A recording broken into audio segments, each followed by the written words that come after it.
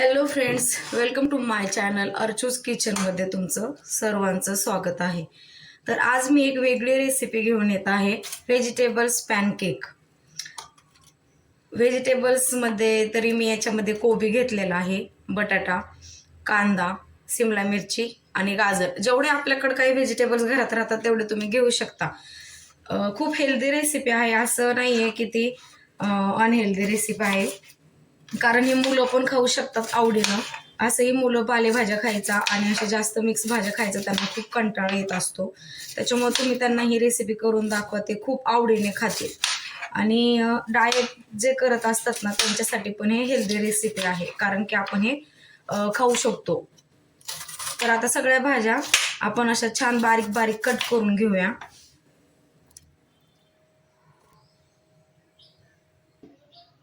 तर तुम्ही पाहू शकता मी इथं अशा सगळ्या छोट्या छोट्या पद्धतीनं भाज्या कट करून घेतलेल्या आहेत.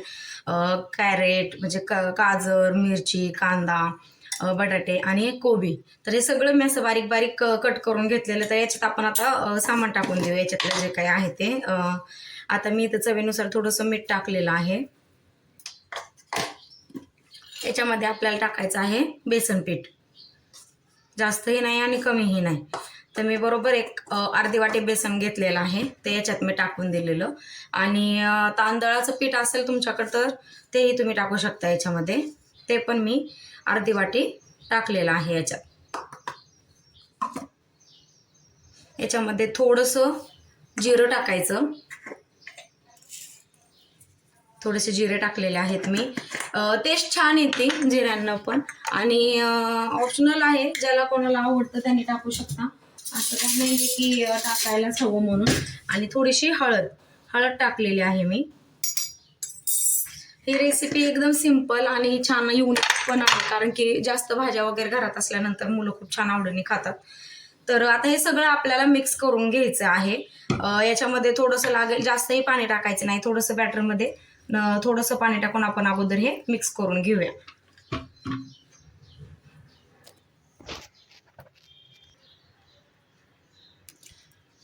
तर तुम्ही पाहू शकता हे मी अशा प्रकारे मिक्स करून घेतलेलं आहे हे बॅटर. जास्त पण पाणी टाकायचं नाही, कारण की मग आपल्याला त्या ज्या व्हेजिटेबल्स आहेत आपण याच्यात घेतलेल्या त्या अशा क्रंची क्रिस्पी झाल्या पाहिजेत, नाही तर मग ती टेस्ट एकदम छान लागत नाही पॅनकेकची. तर हे बघा, हे माझं झालेलं आहे ऑलरेडी मिक्स करून. तर आता आपण यांना बनवायला घेऊया. तर चला आपण आता रेसिपी बनवायला सुरुवात करूया. तर मी इथं आता तवा घेतलेला आहे, तवा तापत ठेवला आहे, गॅस चालू केला. गरम झालं की आपण त्याच्यामध्ये थोडंसं तेल टाकून हे जे आपण बॅटर तयार केलेलं आहे पॅनकेकचं, व्हेजिटेबल पॅनकेक, न्यू रेसिपी, वेगळंच काहीतरी, तुम्ही पण ट्राय करू शकता.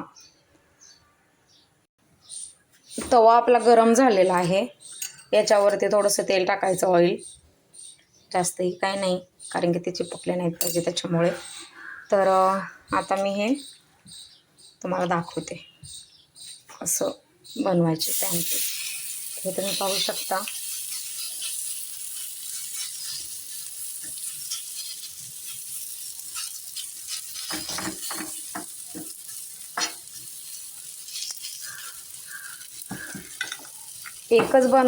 एका तव्यामध्ये आपण 2-2, 3-3 बनवू शकतो, कारण छोटे छोटेसे पॅनकेक बनवायचे आहेत आपल्याला. ते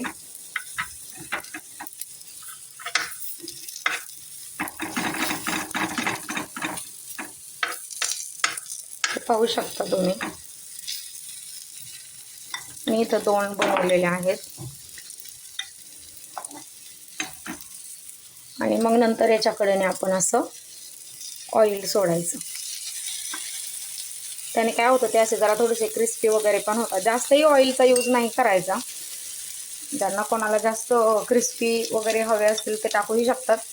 ज्यांना नाही कोणाला जास्त क्रिस्पी बनवायचं तर ते तुम्ही नाही करू शकत. तर हे बघा, हे छोटे छोटेसे मी पॅनकेक बनवलेले आहेत इथं.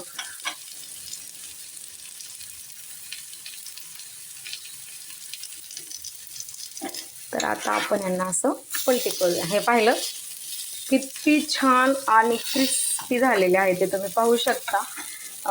खरं तर तुम्ही मी तर बोलेल की तुम्ही एकदा ही रेसिपी ट्राय करावीच, कारण की तुमच्या मुलांना तर खूप आवडेल ही रेसिपी. आता माझ्या मुलीने तर काही खाल्लेलं नाही, तुम्ही तिचा फीडबॅक पण पाहू शकता, मी तुमच्या समोर तिला खायला देईल. हे पहा किती असं एकदम क्रिस्पी क्रिस्पी आणि एकदम छान. म्हणजे भाज्या ज्या आपल्या आहेत ना घरात अवेलेबल राहतातच, आपण त्याच्यापासूनच बनवू शकतो. हेल्दी रेसिपी आहे, कारण की याच्यात आपण असं काही अनहेल्दी टाकलेलंच नाही आहे. आणि मुलांना पण वेगळं असं काहीतरी खायला मिळू शकतं आणि आपली मुलं पण खूप आवडीनं खाऊ शकतात. हे तुम्ही पाहिलं ना की ते असं एकदम मस्त यम्मी.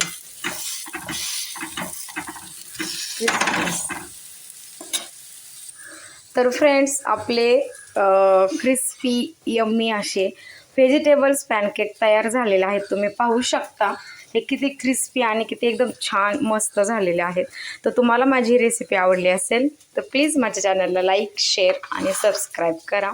पुन्हा भेटूया नवीन रेसिपी घेऊन. थँक्यू.